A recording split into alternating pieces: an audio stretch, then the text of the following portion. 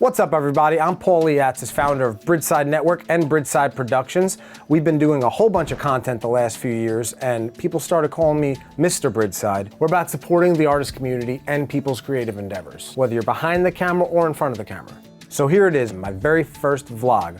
We're gonna start with the creator story, everything that's happened here thus far in time. Please, if you haven't already, like and subscribe and follow everything we're doing here at Bridgeside, and here we go. Go Bridgeside. For the last 12 years, I've worked in production, mostly broadcast production, wearing many different hats. In 2013, I founded Bridgeside Productions. The plan was coming up with a name and then eventually doing creative content. I've always just wanted to produce something creative, do films and funny videos. That was the start of it all. In 2014, we started shooting Work in Progress, our very first project. It was a comedy pilot that actually made the 2015 Hoboken Film Festival. Now on set of Work in Progress, it was whoever I could get. It was my friends, my family, but they didn't know everything, every ins and out on the film set.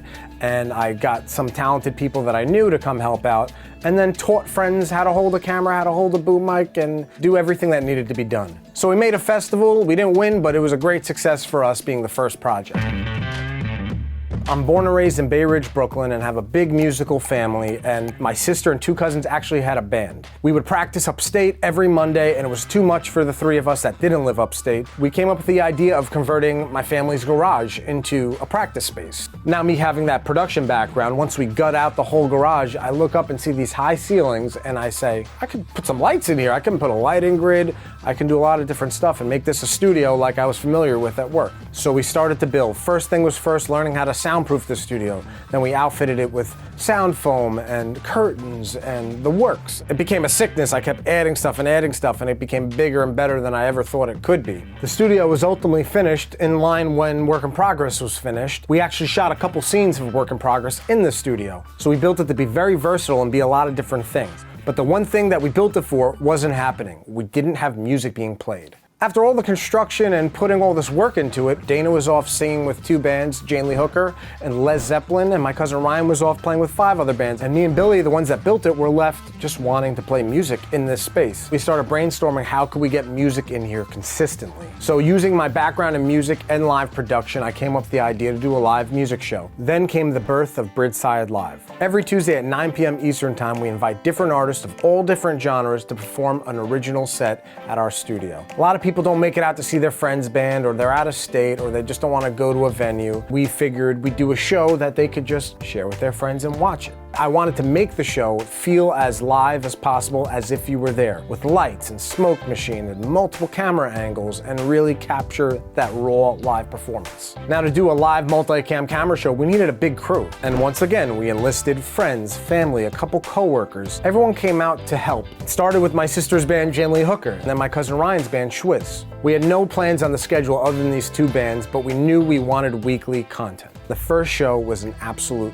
disaster. We had a lot of technical issues, some equipment failed, and it was horrific and very, very upsetting. But if you know me, I'm a very persistent person, and I don't like failure. I only learn from it. So we kept doing it and getting better and figured out the technical issues as we went along. For the third week, Billy got his friend's band, Bronx Cheer. The fourth week, I asked a friend from the neighborhood, Ross Percaccio, to bring his band of Clocks and Clouds. Ross and the guys got us another band, August on Sunday, and then August on Sunday got us the next band, that got us the next band. And then it started to snowball, and we started to really get into the community. Now, the team was just a few people at first, so I started enlisting friends, colleagues, local creatives to come help out and be a part of this crew. They got paid in pizza and beer, and that's how it went on, but it's a lot of fun, and I've said this from the beginning. If it wasn't fun, this show wouldn't exist. We started with 5 people on crew, then it grew to like 10 or 12 people by the end of the season. So before we move on to the next phase of Bridgeside, I just want to show you the studio. Right now I'm in the control room, and this is the studio in the back of the house, in the garage. And you see the lights, the cameras, the curtains, the green screen.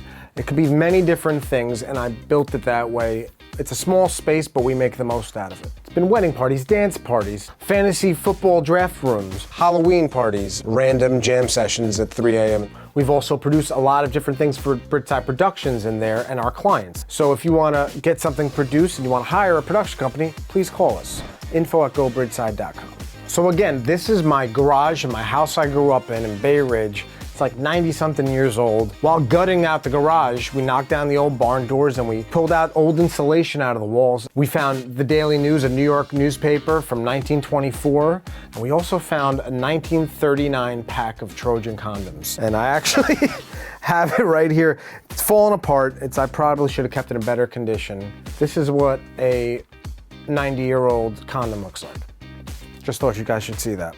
All right, moving on. So after the first year of Bridgeside Live, we amassed a big team. What's the next show? What else could we do? We started giving everybody little segments and shows, and it just kind of grew from there. But it started with growing into the house. So we started in the studio, and then I started taking over the first floor of the house. As you see, we're in the control room now. This is the back of the house. We have PVC pipe underground leading to the garage, and that's how we control everything. But also, when you walk out this room and make a left, there's the green room, which leads to outside. And here's the green room. The green room is actually very green. My sister Dana said, why don't you just make the whole thing green? I'm like, I love that idea, and I just went with it. So a green fridge, green ottomans, green furniture. This is where the artists stay, and if you see on the wall, artists sign the wall. It really lets you know how many people have actually come through here. Now my whole first floor essentially has become a studio and the facility here. The kitchen is now the kitchen set.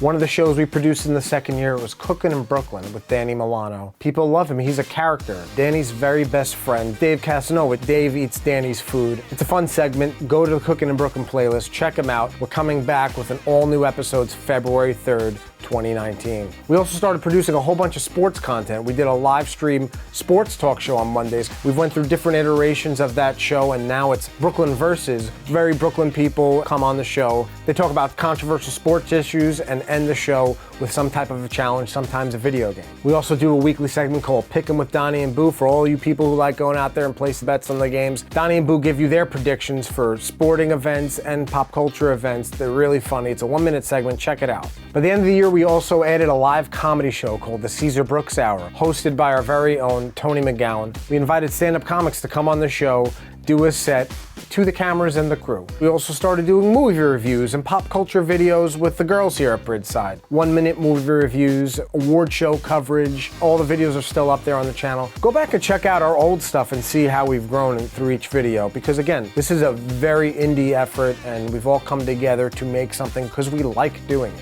Season 2 of Bridgeside Live brought more of the same. Great artists, great people that have come here that we've now called friends, and the crew just grew over the second season as well. We did 49 episodes in Season 2, finishing with the 100th episode special. The family band finally played. We changed our name from Damage Control to the Family Practice! Woo! This was our first performance in a few years after building the studio. It was a great night. We showcased all the different shows we started to do that year, and everybody came, alumni, crew, everything really came full circle with that episode. So after 100 episodes, we just kept doing it, and Season 3 came out, more bands started reaching out to us instead of us reaching out to them, and we just kept going and going and going. Our content started to get better, our process started to get better. We started refining the shows we were doing and finding out what really works and what we were capable of doing on our spare time. Again, these are a lot of people's side projects away from their jobs. Some people are accountants that come and do a camera. Some people work in insurance. Some people actually work in film and production, and they come here to just flex a more creative muscle that they may not get on the set that they work on. It's a culmination of creative people from the New York City area and even New Jersey and Pennsylvania. We come together because we like each other. It's like a family here. It's fun, but we feel like we're doing something productive that we enjoy doing, and we hope you enjoy it too. Let us know what you think. Do you like the stuff we've been doing? Would you like to see something else? Are you an artist that wants to perform? Bridgeside Live is coming back with Season 4, February 5th. So if you're an artist with original music and social media to promote yourself, we want to have you on the show. We want to cross-promote. Get your fans like our fans like your fans, and let's do something cool. You can message us at info@gobridgeside.com for any questions or concerns or comments. I'm going to keep doing this vlog to keep you updated with what's happening at Bridgeside and what's coming up next. The Bridgeside Network has just been growing, and we want you to grow with us. We're excited for the new year. We're coming back with all new content, bigger and better. I want to thank everybody that's been supporting the Bridgeside Network this whole time. It's been a great experience. I think the best part for me is seeing all these different people from different walks of life come together to make art. I really want to thank the crew for everything you guys have done to come here and make this something out of nothing. It all started with a family band in a garage in Brooklyn, and now it's become a huge family, a network of artists that can showcase their talent in front and behind the camera. This is Bridgeside Network, Brooklyn's creative connection. I'm Paul Liatsis, aka Mr. Bridgeside. Thanks for watching. See you on the Bridgeside. Go Bridgeside.